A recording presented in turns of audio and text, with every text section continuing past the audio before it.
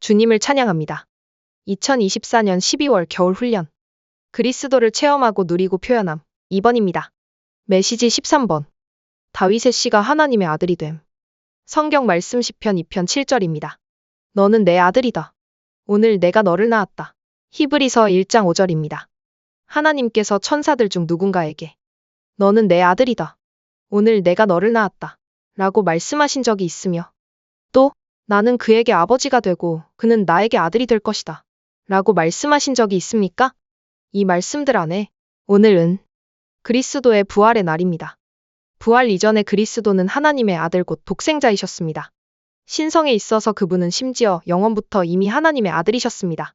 그분은 오직 신성만 가진 하나님의 아들이셨습니다.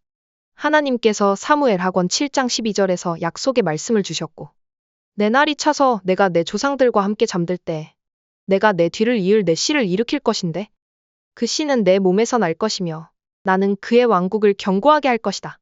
이제 사도행전 13장 23절과 같이 바울은 그의 제1차 사역 여행에서 비시디아의 안디옥에 도착하여 안식일에 회당에 들어가 말씀을 선포합니다. 하나님은 약속하신 대로 이 사람 다윗의 씨에서 이스라엘에게 한 구주를 이끌어 오셨으니 바로 예수님이십니다. 바울은 로마서 1장 3절에서 이 다윗의 씨가 하나님의 아들임을 다시 말합니다. 하나님의 아들에 관한 것입니다. 이 아들은 육체에 따라 말하자면 다윗의 씨에서 나셨고 다윗의 씨는 그리스도께서 가지신 사람의 본성을 의미합니다. 그리스도께서 거치신 과정의 첫 단계인 육체 되심을 통해 하나님은 인성 안으로 이끌리셨습니다. 그리스도는 단지 인간적, 사람에 속한 신성과 아무 상관이 없는 인간 본성을 입으셨습니다. 예수님의 인간 본성은 하나님의 아들이 아니었습니다. 그리스도는 그분의 신성에 있어서는 이미 하나님의 아들이셨지만 마리아에게서 태어난 그리스도의 그 부분, 곧 예수님의 인간 본성은 하나님의 아들이 아니었습니다. 그리고 그분의 신성한 본성은 육체에 의해 감추어졌습니다. 그분은 육체가 되시고 인생을 사셨으며 죽고 부활하셨습니다. 사도행전 13장 33절. 하나님께서 예수님을 살리심으로 이 약속을 온전히 이루어 주셨습니다. 이것은 시편 제2편에 기록된 것과도 같습니다.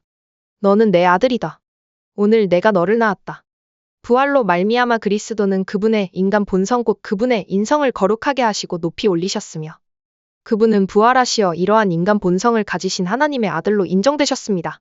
이런 의미에서 그리스도는 그분의 부활 안에서 하나님의 아들로 태어나셨습니다. 육체 되심 이전에 이미 하나님의 아들이셨던 그리스도는 부활 안에서 인정되심으로써 새로운 방식으로 하나님의 아들이 되셨습니다. 육체 되시기 전에 그분은 오직 신성만 가진 하나님의 아들이셨지만 부활을 통해 신성과 인성이 둘 다 있는 하나님의 아들로 인정되셨습니다. 그리스도께 서인간 본성을 입지 않으셨다면 하나님의 아들로 인정되실 필요가 없으셨을 것입니다. 왜냐하면 신성에 있어서 그분은 심지어 영원부터 이미 하나님의 아들이셨기 때문입니다. 로마서 1장 4절. 거룩한 영에 따라 말하자면 죽은 사람들 가운데서 부활하시어 능력으로 하나님의 아들로 인정되셨습니다. 이분은 곧 우리 주 예수 그리스도이십니다. 그리스도께서 인성을 지니신 하나님의 아들로 인정되신 것은 거룩한 영에 따른 것이었습니다. 거룩한 영은 주 예수님 안에 있는 생명의 본질입니다. 그분께서 이 땅에서 육체 안에 사셨을 때 그분 안에는 이러한 본질이 있었습니다. 주 예수님께서 죽은 사람들 가운데서 부활하셨을 때 자신 안에 있는 거룩한 영에 따라 말하자면 그분은 부활하시어 능력으로 하나님의 아들로 인정되셨습니다. 이제 그분은 이전보다 훨씬 더 놀라운 방식으로 하나님의 아들이십니다. 왜냐하면 이제 그분은 신성한 본성과 부활하고 변화되고 높이 올려지고 영광스럽게 되고 인정된 인간 본성을 둘 다 갖고 계시기 때문이다. 인정되셨다 라는 말은 무슨 뜻입니까? 카네이션 씨를 예로 들어 생각해 볼 수 있습니다. 이 씨가 땅에 심어지면 그것은 자라서 꽃을 피우는데 이것은 하나의 과정입니다. 우리는 그 과정을 인정됨이라고 말할 수 있습니다. 이 카네이션 씨가 땅에 심어지기 전에는 씨만 보고서 그것이 어떤 종류의 꽃인지 판단할 수 없을 것입니다. 그러나 이 씨가 땅에 심어지고 자라서 꽃을 피울 때 그것은 인정됩니다. 꽃이 핌으로써 그 씨가 어떤 꽃이었는지가 인정되는 것입니다. 그러므로 모든 사람이 이것은 카네이션입니다. 라고 말할 수 있습니다.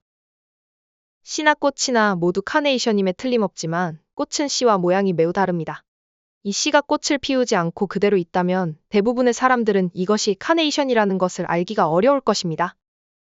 그러나 이 씨가 심어지고 꽃을 피운 후에는 모든 사람이 이것을 보고 카네이션임을 인정하게 됩니다. 로마서 1장 4절에서 말한 거룩함은 주 예수님께서 이 땅에 사실 때 그분 안에 있었던 신성한 본질입니다. 카네이션 꽃이 그 안에 있는 생명의 본질에 따라 인정되는 것처럼 주 예수님도 부활하심으로써 그분 안에 있는 신성한 생명의 본질을 통해 인정되셨습니다. 그런 다음 그리스도는 생명 주시는 영으로서 우리 안으로 들어오시어 우리 또한 하나님의 아들들이 되게 하셨습니다. 이 많은 아들들 가운데 맏아들만이 그분의 독생자이십니다. 하나님의 이 독생자는 또한 그분의 부활한 인성 안에서 하나님의 맏아들이십니다. 그러므로 하나님의 맏아들이신 그리스도께는 많은 형제들이 있습니다.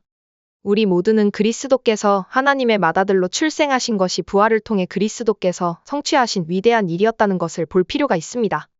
그리스도께서 부활하신 날에 하나님께 선택받은 사람 모두가 부활했고 하나님의 많은 아들들로 태어났습니다. 하나님은 신성과 인성을 둘 다 가진 많은 아들들을 갖고 계십니다.